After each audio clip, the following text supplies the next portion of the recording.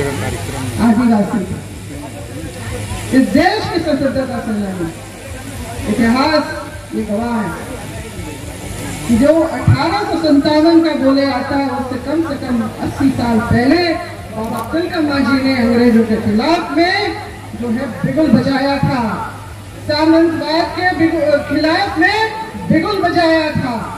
और ऐसी बहुत सारी कड़ियां में हम लोग देख सकते हैं जिसमें हमारे अपने भूमि सरदार के जो हमारे अगुआ थे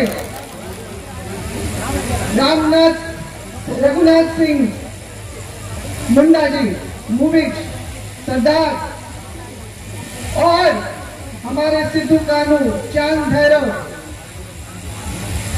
वीर बुद्धू भगत,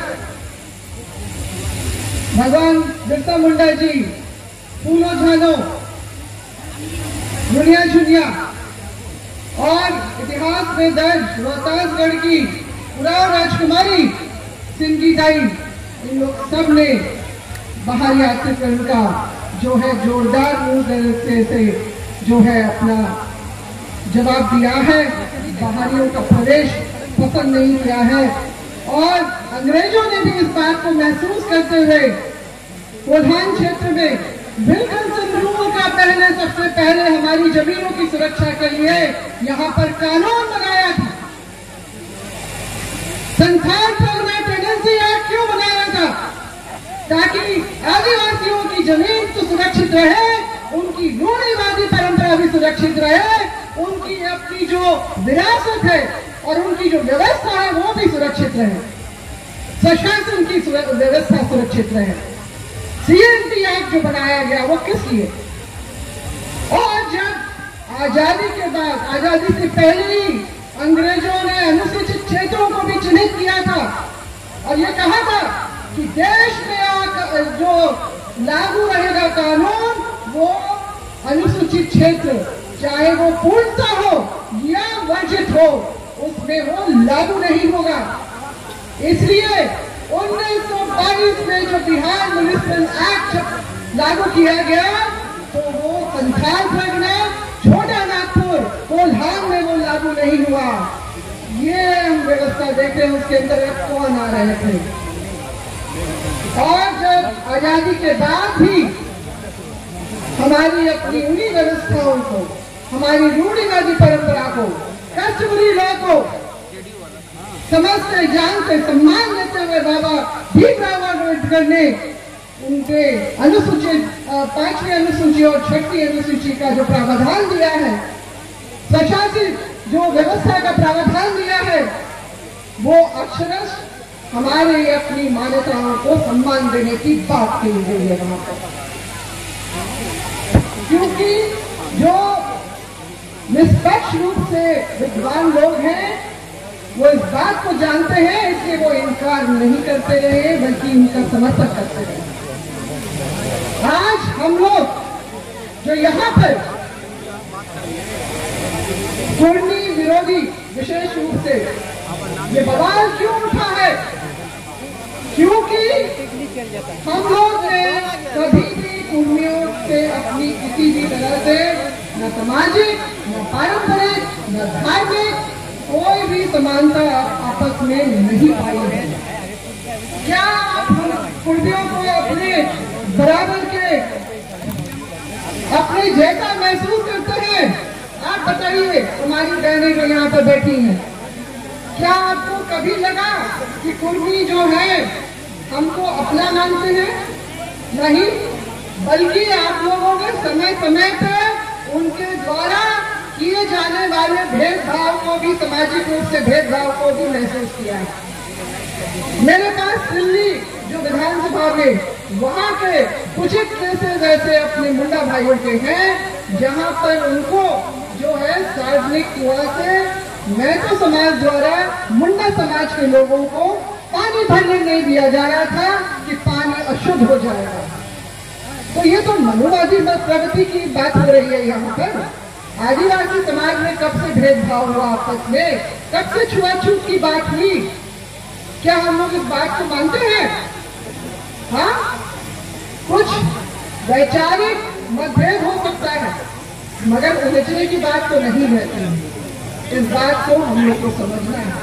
और आज जो ये हमारे जो कुर्मी समुदाय के लोग दिखा रहे हैं अपना गैजेटियर का कॉपी 1865 और 1913 का, तो फिर क्या बात हुई, क्यों ये लिस्ट से बाहर हो गए? और हमारे जैसे बोका लोग आज भी आदिवासी कहलाए जा रहे हैं। सेंसस रिपोर्ट जो 1871-72 से इस देश में शुरू हुआ, तो आदिवासियों को हमारी अपनी धार्मिक आस्था और मान्यताओं के बदौलत हमको अलग कॉलम कोड पे रखा गया, ये देखते हुए कि आदिवासी हिंदू नहीं है, मुसलमान नहीं है, क्रिश्चियन नहीं है, वो किसी और धर्म में नहीं है, वो अपने आप में विशेष है, उसकी धार्मिक आस्थाएं विशेष है, उसकी रूढ़िवादी परंपरा विशेष है, इसलिए हमें अलग कॉलम में हमेशा रखा गया, हमेशा रखा गया। तो फिर ऐसा क्या हुआ कि जो ये 1913 का आज वो गैजेटियर का पेपर पेज निकाल के लहराते हैं, तो इतने साल तक वो कैसे चुप रहे? षड्यंत्र किसी और ने नहीं किया, षड्यंत्र इन्होंने खुद ही अपने आप के खिलाफ में किया, ये कहते हुए कि कुर्मी जो है शांति के समय में खेती करता है यानी किसान है, और जब युद्ध के समय में वो क्षत्रिय है। इसीलिए तो कुर्मी महासभा का जो स्थापना हुई और इसमें ये चलते रहे, इनको पिछड़ा वर्ग में डाला गया। उसके बाद और जितने भी सेंसस रिपोर्ट में उसके बाद ये गायब रहे हैं, आजादी के बाद भी गायब रहे हैं। मगर आज आजादी के बाद मैं बोलना चाहूंगी कि पेशा कानून का प्रारूप जब पार्लियामेंट हाउस में रखा जा रहा था, तो यही इसी क्षेत्र कोल्हान क्षेत्र के जो नेता और उस समय सांसद शैलेंद्र महतो कुर्मी नेता, उन्होंने और रांची जिला के जो है सांसद राम टहल चौधरी, उन्होंने इस प्रारूप का विरोध किया था कि अनुसूचित क्षेत्र में आदिवासियों का व्यवस्था में प्रमुखता रहेगी, प्रधानता रहेगी।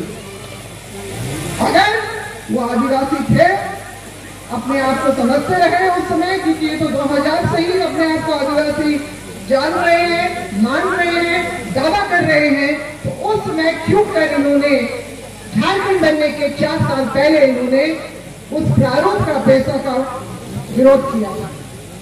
जवाब दे ये लोग सुप्रीम कोर्ट तक चले गए थे कि ये गलत है और ये हमें मंजूर नहीं है। झारखंड बनने के बाद इन लोगों को ये स्पष्ट रूप से ये पता चल गया कि ये 5वें अनुसूची के राज्य में कोई आदिवासी ही मुख्यमंत्री की सीट पे बैठ सकता है। तब इन्हें लगा कि जिनको हम अपने से पिछड़ा, अपने से नीचे मानते रहे, आदिवासी को कोई भी रंग से जानते रहे, वो अब राजनीतिक रूप से, सामाजिक रूप से, हर रूप से वो हमसे आगे चलना चाहिए। इसीलिए तो झारखंड बनने का इन्होंने 75 साल इंतजार किया और तब ये दावा करने लगे। मगर 2004 में जो टीआरआई का जो शोध पत्र में इनका जो दावा, मतलब विस्तृत पूरा झारखंड में घूम के टीआरआई के जो पदाधिकारियों ने, जो डायरेक्टर और असिस्टेंट डायरेक्टर ने जो शोध पत्र तैयार किया, उसमें इनका दावा खारिज हो गया।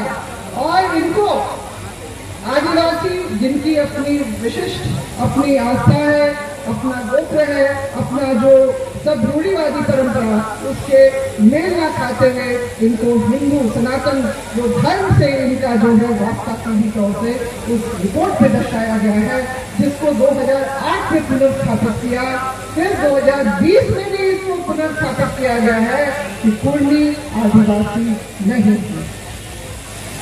तो जब इन्होंने देखा कि संवैधानिक जो प्रक्रिया के तहत हम नहीं आ सकते हैं, तब इन्होंने अपनी दबाव की राजनीति जो है यहाँ से शुरू की है।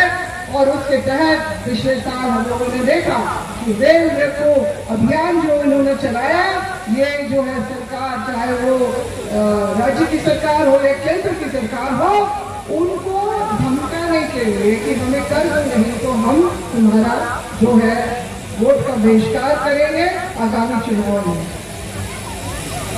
तो तब से हम सभी आदिवासी आक्रोशित हैं, क्योंकि जहाँ भेदभाव असमानताएं झेली हो वहां पर लोग जो है इस बात को स्वीकार करने के लिए तैयार नहीं होंगे। क्या आप तैयार हैं इसके लिए? निश्चित रूप से आप तैयार नहीं है इसके लिए। इसीलिए आज इतनी भीषण गर्मी में भी आप अपने हक अधिकार की और अपने प्रति हो रहे अन्याय के लिए आप यहाँ पर जुटे हैं।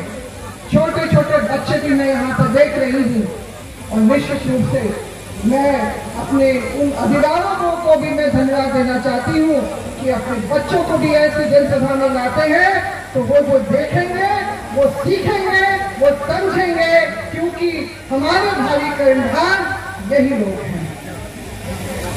आज बहुत अफसोस की बात है, जैसे मेरे पूर्व के वक्ताओं ने भी कहा कि हमारे जितने भी जनप्रतिनिधि हैं वो वोट लेके जगह पर तो पहुंच जाते हैं, विधानसभा हो लोकसभा हो, मगर फिर अपने समाज से अपने आप को काट के ही देखते हैं। तब उनको अपना नफा नुकसान याद आने लगता है। समाज ने जिसने आपको भेजा, ठीक है, विधानसभा क्षेत्र लोकसभा क्षेत्र में मिश्रित आबादी होती है, मगर आप जिस समाज से आपको जिस आरक्षण के बदौलत उस जगह पे पहुंचाया गया है, आप उस समाज की अनदेखी नहीं कर सकते हैं, उसका अहित होता हुआ नहीं देख सकते हैं। ये मैंने खुद किया है।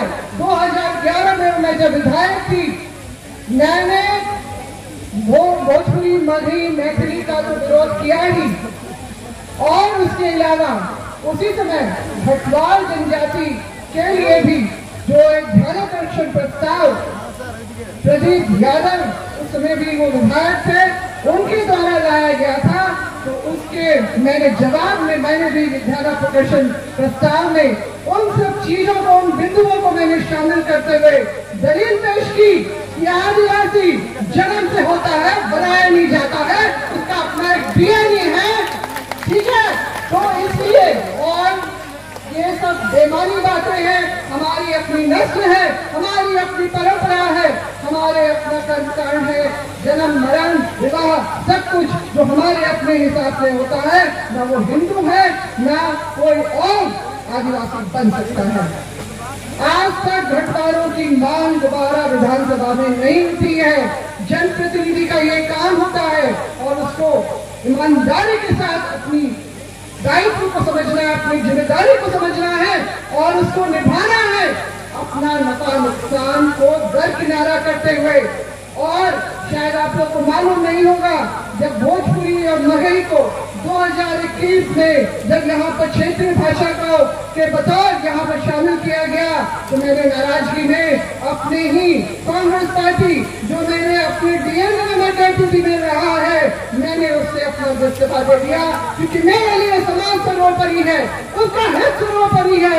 मेरा अपना जो नुकसान मैं सहने के लिए तैयार हूँ, मगर समाज के लिए मैं अपनी आवाज उठाती रही हूँ और उठाती रहूंगी। और आप लोग जो है जनता इस बात को समझे कि ऐसे व्यक्ति ही जो अपनी बातों को ईमानदारी से रखे, आपकी बातों को समझे, क्योंकि हमारी जनता अभी तक बहुत सारी इनमें वो जागरूकता नहीं है। तो जनप्रतिनिधियों का, विधायकों का, सांसदों का या जो भी व्यक्ति आज की जो व्यवस्था संवैधानिक व्यवस्था में है, उनकी ये जिम्मेदारी बनती है कि खुद आपको उसमें पहल करनी होगी, अपनी जिम्मेदारी निभानी होगी, अपनी भूमिका निभानी होगी। और इसलिए मुझे ये बहुत खुशी हुई आज देख के, जब मैं आ रही थी मुझे उम्मीद नहीं थी। आपने तो कहा सतजीत जी कि हमने अनुमंडल ये छोटा मोटा ही कार्यक्रम कर रहे हैं, मगर मेरे ख्याल से आपने जिस तरह का यहाँ पर भीड़ जमा किया, मैं आप लोग तक को मैं साधुवाद देना चाहूंगी।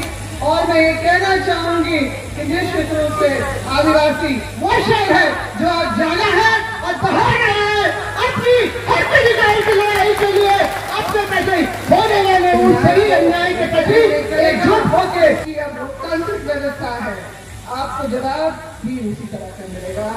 वोट की राजनीति चलती है, आप वोट की राजनीति देखिए, अगर हमारे साथ अन्याय करेंगे अन्याय का जवाब भी हम उसी तरह से करेंगे। सरकार अब आदिवासी समाज ही बनाएगा, उसको अपनी ताकत का भान होना चाहिए, उसको अपनी जो है संवैधानिक अधिकारों की जानकारी होनी चाहिए कि वो क्या कर सकता है क्या नहीं। हम मजबूर नहीं हैं, हम सीधे साधे जरूर हो सकते हैं, मगर छेड़े जाने पे हम डस भी सकते हैं। इतना ही कहते हुए बहुत लंबा समय हो गया, बहुत दूर दूर से हमारे लोग आए, मुझे आयोजक ने यहाँ पर आमंत्रित किया अपनी बातों को रखने के लिए, आप लोगों के बीच में आने के लिए, आप लोगों के जज्बे से रूबरू होने के लिए, अपने भाइयों से, अपनी बहनों से, अपने बच्चों से मिलने के लिए आपने मुझे यहाँ आमंत्रित किया। मैं इसके लिए आपको बहुत बहुत मैं धन्यवाद करती हूँ, आभार प्रकट करती हूँ। और आप सभी को मैं जो है धन्यवाद आप लोगों का, जितने लोग यहाँ पर आए हैं, इस जनसभा को, इस आक्रोश रैली को आप लोगों ने जो सफल बनाया है, निश्चित रूप से ये अब थमेगा नहीं। 5 मार्च को भी, जो इससे पहले कोल्हापुर में होता ही रहा है, हमें पता है, 5 मार्च को जो हमने मोराबादी मैदान में किया था, आज ये फिर हुआ है और ये सिलसिला चलता रहेगा। और सरकार देखेगी कि अब आदिवासी चुप नहीं बैठेगा, अपना संवैधानिक अधिकार वो लेके रहेगा। और